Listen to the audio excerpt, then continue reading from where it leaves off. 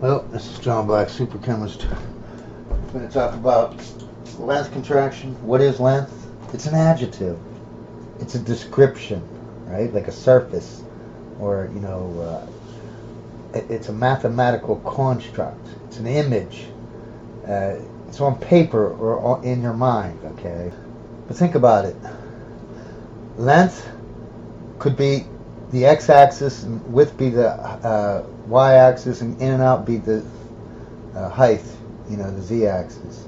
But I can flip this cube right here, right, and have the orange be on the bottom and the blue be on the side, and now I just flipped. Now length is width and width is length. Or I can rotate it, right, so that the orange comes out. Now I've changed the height into width or length. You know what I mean? We arbitrarily assign length, width, and height because we're just describing something. It's not an actual real thing. You know what I mean? Just like red or orange. Those aren't real things. Those are just, mathematical constructs. Red is our mind, brain. It has a certain energy because it has a certain wavelength. When it hits our photon detectors, our eyes, right, our brain tells us it's red, but it's not really red. It's just our brain correlating that number of energy to this color. That's it. You got blue photons are going to have more energy, so they give you a blue color like this. You know what I mean? But blue doesn't exist. You can't pick blue up, okay? And they'll tell us there's a point here that has 0 dimension. You put all the points together and you get a line which gives you length. Then you stack the lines on top of each other and that gives you width. Then you have 2D. Then you stack all these 2D planes on top of each other so they come out of the board. Now you have height. You have 3D object. So this is an analogy, okay? Every analogy has part lie in it, right? Where's the lie come at? Okay, this is to teach little children about spatial dimensions, and they took it out, being all woke crazy about it. Okay, first of all, if this has 0 dimension, these points, you can stack them on top of each other all day long. You're never going to have any length. Okay, you know why? Because 0 length plus 0 length plus 0 length gives you, guess what? 0 length. It doesn't. If I give you if you believe that this gives you length, okay, then give me $1,000, and every day, not every year, day, or month, every second, I will give you $0 till the day I die, okay? And all you have to do is give me $1,000 now. Think how many $0 that'll be every second till I die.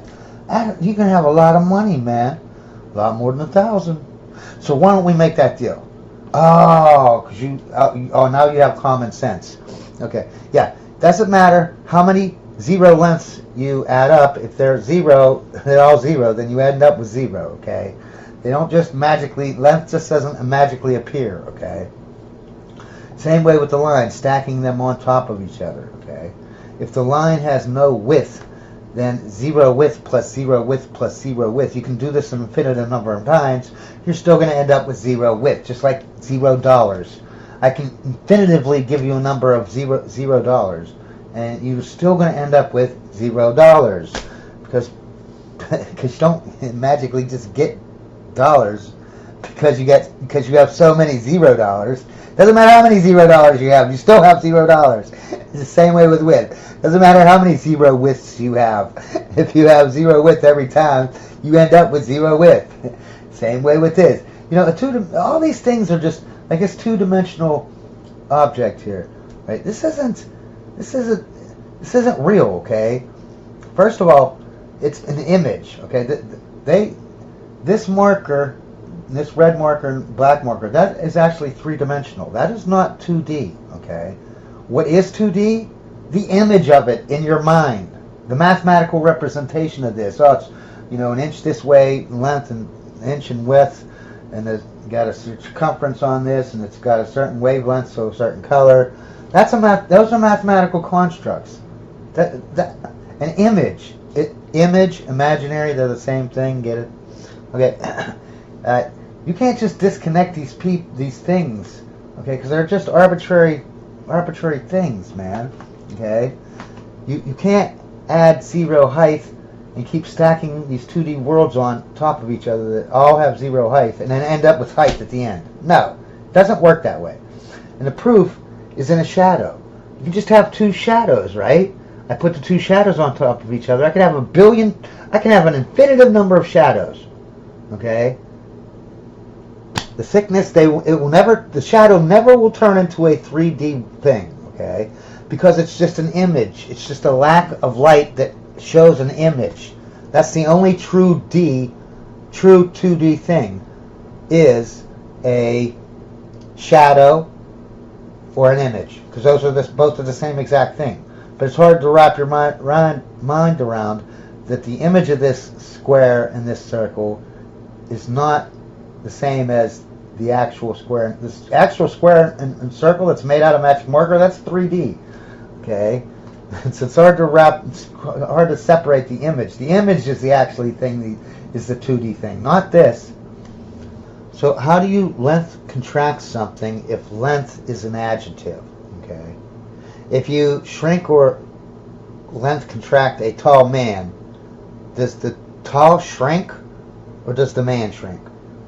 No, the man does. The man shrinks because he is a noun. Tall, okay, it's not a thing. It's not a thing at all. It's like a surface. It's like north, red, big, up. Okay, these aren't universes. Dimensions aren't things. Okay, you can't pick up a dimension. Okay, these are just adjectives. Okay, okay, because you know why? Because they are not things. They are things that describe things. They are adjectives that describe things. Okay, there's no shadow dimension. Okay, okay, a shadow is a two-dimensional object that is an image. It's a mathematical construct. It does not exist. Okay. You can say, well, what about the fourth dimension, time? We already said that. First of all, this would be like when you want to learn about higher dimensions, right? You have to know all physics uses photons as force carriers and information carriers to do any physics. So for any physics to take place, right? Any physics, right? You're going to have to use photons. They always move at the same exact speed, 186 miles per second, right? But a second is, arbitrary to you, right? Right? Because let's pretend that this is your synapses, right? And it takes a second for, that's how everything, you got to understand, all atoms, they talk to each other by throwing photons at each other, just like your synapses. Each of your billions of synapses, they talk to each other. How? They throw photons at each other, right? So all synapses, this happens with all electronics, all force carriers for acceleration, your heartbeat, metabolic processes, thoughts. Everything slows down, and this is why. Not because you're moving into a fourth dimension, right? Let's pretend this guy throws a photon at this guy, right? You're standing still. It only has this little bit to go, right? For the light's going to move at the same exact speed, right? So that's 1 second, say, okay, or 1 unit at a time. We're going to call it a second, though. All right. Now you start moving, right? Now this synapses throws a photon at this synapses. But remember, you're moving. So by the time he gets the information, you have moved your synapse over here that's catching the photon. You have made this line. It was this long before. Now it's this long. And remember, 1 second is, say, one thought process. We're making up unit at times here, so it sounds easier to think through. But we're saying a second is the time it takes at standing still for one synapses to talk to another synapses, right? So if you're moving, it takes a whole second for you would be this distance here, this line here, right? So 1 second is this, right? And this all lines up, and you make these right triangles, right? The red is what you would, the light would be if you were just standing still. This is the light distance that it has to travel now, though, right? So you doubled it here pretty much, you know what I mean? So if you doubled it here, you know what I mean, time's going to be in half, you know. But this all lines up Pythagorean's theorem. These are all ratios, right? You'll say, well, you know, what about a mechanical clock? Let's say this is a hand, right? There's going to be something attached to the bottom there.